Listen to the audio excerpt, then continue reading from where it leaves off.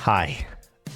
Yeah, I think there's a lot of real world concern that you and I should have about artificial intelligence, specifically robotaxis and Waymos taking Uber driver jobs. But I think there's a lot of hype, and I want to dive into it. Hi, my name is Levi Spires, and this is the Daily Drive. Now that's a lot from me when I say that AI is hype, because let me tell you, I use AI prolifically. I've signed up for, let's see, Gemini, and I pay the subscription for that. I pay for ChatGPT. I pay for Grok. I have a Tesla that drives itself. I'm a big believer that artificial intelligence is real, that there's a lot of amazing things happening. I'm telling you, I can go for hours without actually driving my Tesla. It just drives itself. And I'm talking to Grok the entire time through the Tesla. It's very real. It's pretty amazing. And I use it all the time. But I think there's a lot of hype. And in fact, there's a bigger problem. And I'll get to that at the end of the podcast. But there's a lot of hype. And in fact, Jason Calacanis of the All In podcast, one of my favorite podcasts, according to him, it's the world's number one podcast. But he made a claim on the Bulwark podcast, a political podcast, that by 2030, a lot of this will be artificial intelligence. So things like FedEx drivers and UPS drivers and the delivery. He's like, the whole supply chain of that will be from the time you order the package to the time it gets to your door, it will be all robotic. And I think I could see that happening to some extent. He's also talking about Uber drivers. It'll all be robotic. In fact, let's just watch this little clip of Jason. What happens if, all drivers go away? Well, every self-driving car is 4 full-time jobs, and every humanoid robot in a factory is 5 jobs, maybe 6, because those jobs you can work for maybe 7 hours as a just physical limitation. As humans, we're driving, you can work a 12-hour shift. And those are going to be here, folks. And before 2030, you're going to see Amazon, which has massively invested in this, replace all factory workers and all drivers. The idea that when you order something from Amazon, a human would touch it at any point in that supply chain is insane. It will be 100%, robotic, which means all of those workers are going away. So 2030, I think that's hype. I think that's hype. Now, again, I think we can all agree that in the future, I don't know when, but in the future, AI will be an amazing part of humanity, good or bad. I'm kind of on the doomer side a little bit. I use artificial intelligence and I use it because I want to stay in touch with it to some extent, and I want to be as productive as I possibly can. But I'm very fearful of AI, and maybe I'm an old man. I'm a 50-year-old old man. Get off my lawn. But I think there's some real problems, and I wanted to kind of go through them. So let me look at my notes here. Okay, the first thing, the reason why I do not think that robotaxis are going to take over the Uber world by 2030, or your FedEx package won't be delivered by some sort of robot by 2030, is manufacturing. There's just a huge manufacturing problem. We can't build enough vehicles. Go look around and look at how many thousands and thousands of FedEx and UPS and mail trucks and all these trucks are human driven. And not to mention the robot getting out of the vehicle and driving up to your front porch and dropping it off, the robots in the factories to load the trucks. Even if it's drone delivery, how many drones will be built? I mean, that's a huge manufacturing problem. And then the same thing is true with cars. I think the technology for autonomous driving is here today, and it can happen, but there just aren't enough cars being built. I think Tesla will lead the way, and there'll be a huge number of autonomous cars out there on the road. But most cars today are private ownership. And so you're going to have to build millions of robotaxis. And then there's going to have to be this ability to build them and Tesla can do that. I don't think GM can do it. I don't think Ford can do it. I don't think I don't think Hyundai or them want to do it because they're selling cars to personal owners, where Tesla wants to make a robo taxi. So it's just a huge manufacturing problem. I just don't think I've been on many calls with investors and consultants. Everybody sees that as a huge bottleneck, the ability to manufacture this number of that huge volume of robots and autonomous vehicles. I think another huge hurdle is culture. And it's not the culture of do we like or accept robots? Because I think that's actually pretty okay. I would tell you that almost all of my Uber passengers like the autonomous driving feature. They don't worry about it, they don't freak out about it, they like it. And so I think people are going to be okay with autonomous Ubers. You see the popularity of Waymo. Robotaxi will be the same thing.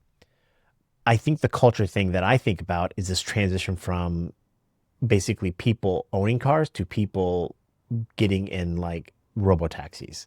Because what's going to happen is the price of a vehicle or the price of a trip is going to get so cheap with robotaxis and Waymos if they do start to manufacture them on scale.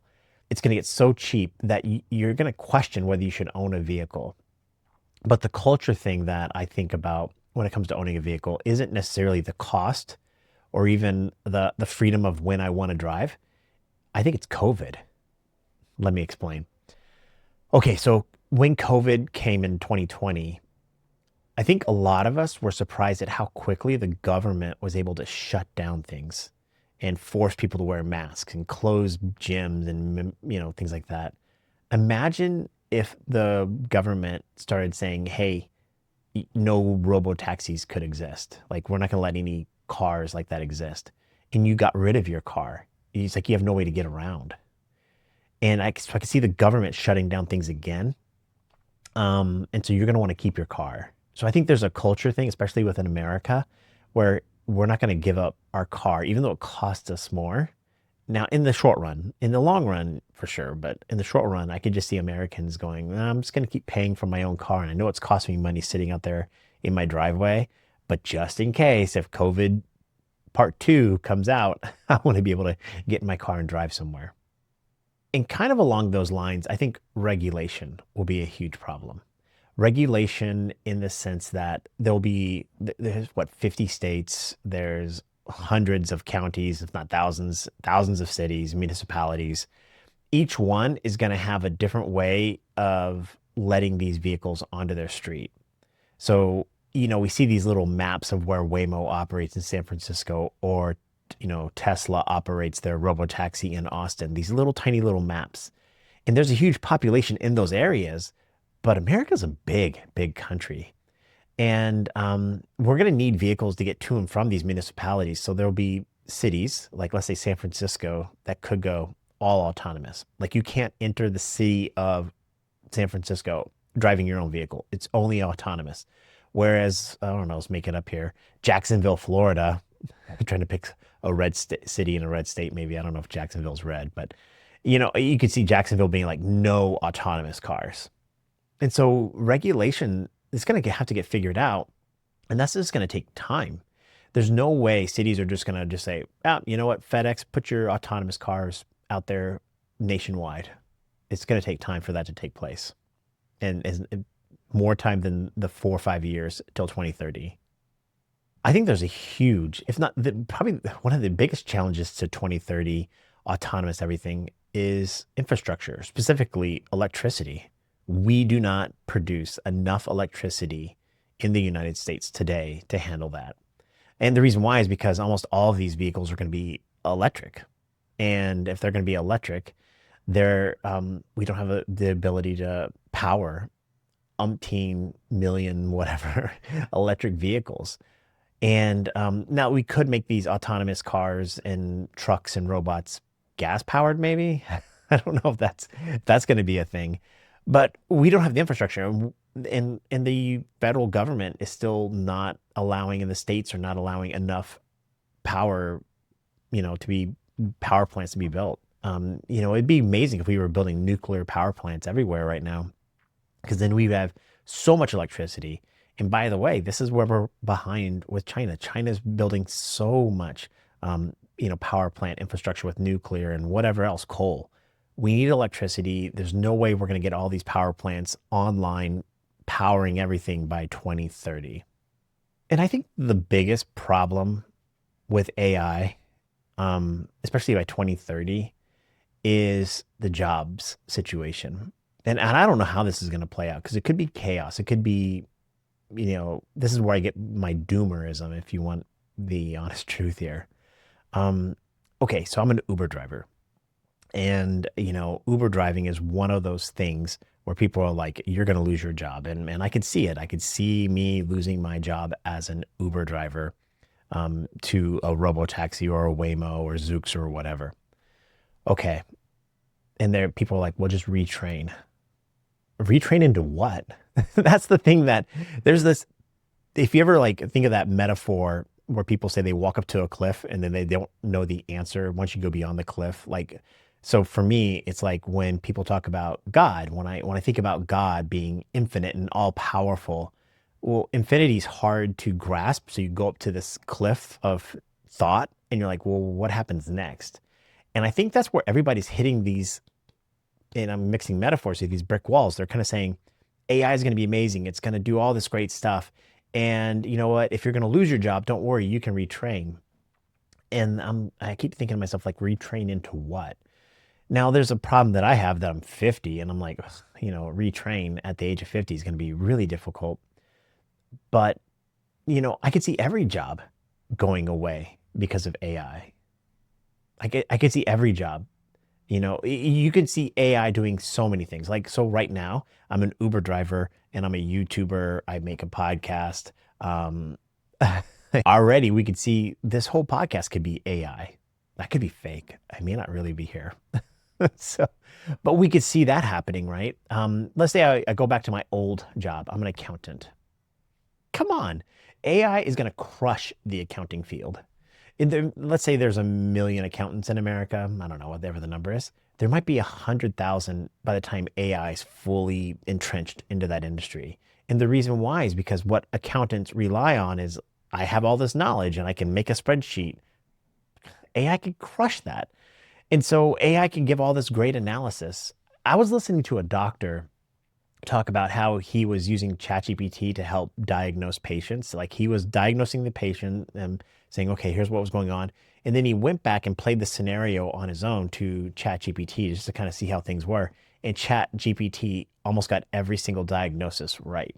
And you can see like doctors losing their job because we pay doctors based upon their knowledge. So you think about all knowledge workers, white collar jobs. We pay people to have all this knowledge, this information, and then present it back to us, whether it be through spreadsheets or PowerPoint presentations or whatever. And AI is going to crush that world. If AI is going to take over Uber driving, well, AI is going to take over Taco Bell. There's going to be autonomous robotic Taco Bells. You're just going to go in, you're going to make your order, and food's going to come out. Right? So you can see that taking place. AI can do anything. So basically, the problem with comparing AI to other revolutions is that there were places for humans to move into. And maybe I'm just blind, and maybe we all are. Maybe there is something we just can't see it. But from the agricultural revolution to the industrial revolution, humans were able to become more productive and do these additional things. But the thing is a lot of the jobs, like when the cotton gin came out, it took over cotton, the going through the fibers, but there were other jobs to go into. It didn't take every single job. AI is designed to replace the human mind, which is what makes us humans in productive. Not, I mean, yeah, we could like you can see AI plumbers, robotic plumbers. So people like go into the trades, become a plumber. Come on, there will be robotic plumbers. There'll be robotic everything. I mean, we're making humanoid robots with more knowledge than most humans have. So if they're robots that are smarter than humans, they can do anything. And so I think that's the thing. That's this problem that I can't solve. I can't think about. That's what makes me worried, concerned, doomerism. Yeah, sure, I'll lose my job as an Uber driver, and I don't know. Maybe this podcast will rocket to the top. You guys make it number one, all right? But yeah, that's what I really think about. And one of the cool things about being an Uber driver, why I like it so much, is I do get time to think about bigger things. When I worked in my job, as an accountant, I would always like have these assignments and I would work really hard and my mind would be on these assignments. It's like my employer, my boss, my friend Paul was like stealing my mind. And so I couldn't think. And the cool thing about being an Uber driver is between rides, I don't have anything to do. So I get a chance to think. I can so I don't know if that's a good thing or a bad thing, but um so yeah, 10 years, do I think this is all going to happen in 5, 10 years? I just think there's too many barriers for it to happen. What do you think? Hey, I super appreciate you guys watching all these videos. I'm trying to make a content that really connects with passengers and drivers and that Uber space, but talk about bigger things like this. This is a really big thing. This is a humanity thing. And I just really appreciate it. So, for my fellow drivers out there, I want you to know that I am cheering for you. I want you to be safe, healthy, and happy. Bye.